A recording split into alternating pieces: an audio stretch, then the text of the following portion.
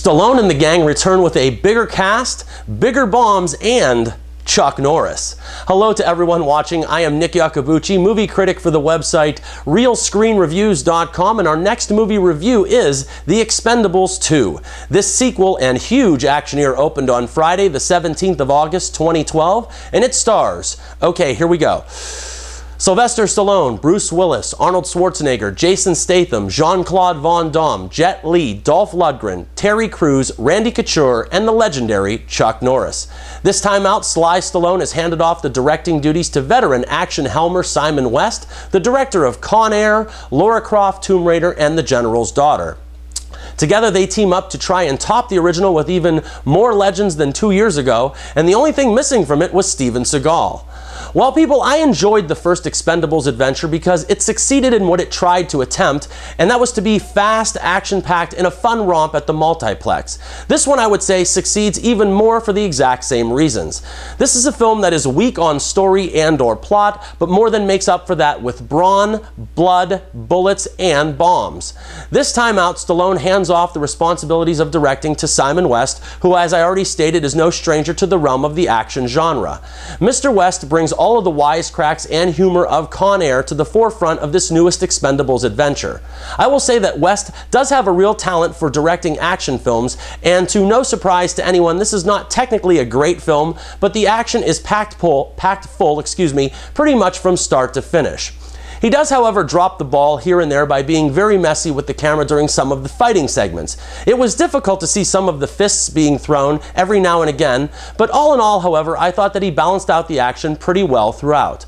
Stallone and West neither refrain or restrain the graphic blood or gore, and this was a relief because I had heard that originally they were going to go for a teen-friendly PG-13 rating this time around. I mean, if they were going to do that, they could have hired Les Weissman.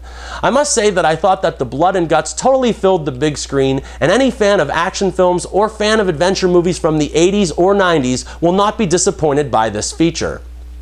You know, one of the best aspects of the movie Who Framed Roger Rabbit is that you get to see all of these famous cartoon characters from the Warner Brothers Looney Tunes library mixed in the same movie and sometimes in the same scenes with Mickey, Donald, and all of the famous Disney characters as well. The Expendables 2 is the equivalent of that, only with legendary action heroes. I just can't help but say how extremely cool it was to see Arnie, Sly, and Bruce all sharing the screen at the same time with their combined 188 years of action, and it was just something to see. It was also fantastic to see Chuck Norris still bringing it at 72 years of age. I grew up on movies like Lone Wolf McQuade and the Delta Force, and when he shows up, it was just fantastic. I actually could have used more of Norris, Willis, and the Governator, but I think that I'll just be thankful for what I got. Now, if ever there was a movie that was absolutely and positively not made for critics, then The Expendables 2 is definitely that film.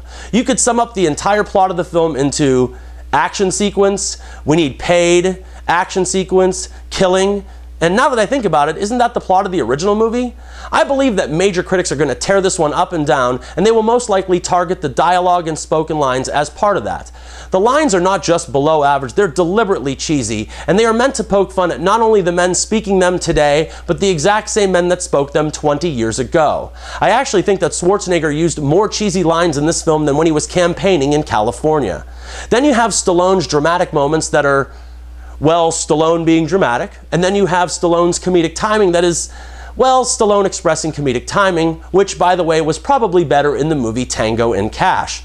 At right around 1 hour and 45 minutes, The Expendables 2 was everything that I expected, no surprises, and completely enjoyable. Jean-Claude Van Damme as the film's villain was a welcome treat, and the addition of more humor was just as welcomed, and the opening action segment was absolutely, positively kick-ass. I did enjoy the end fight between Stallone and Van Damme, even if in my opinion it could have been a little bit longer. This is a man's movie, and as sure as I am that men will love it, I'm almost positive that most women will not. Nick's Real Screen Review is a very solid 3 stars out of 4, and that's for the technically flawed but highly entertaining action extravaganza known as The Expendables 2. And remember, people, I'm not always right, but only when it comes to the movies, and thank you for your attention.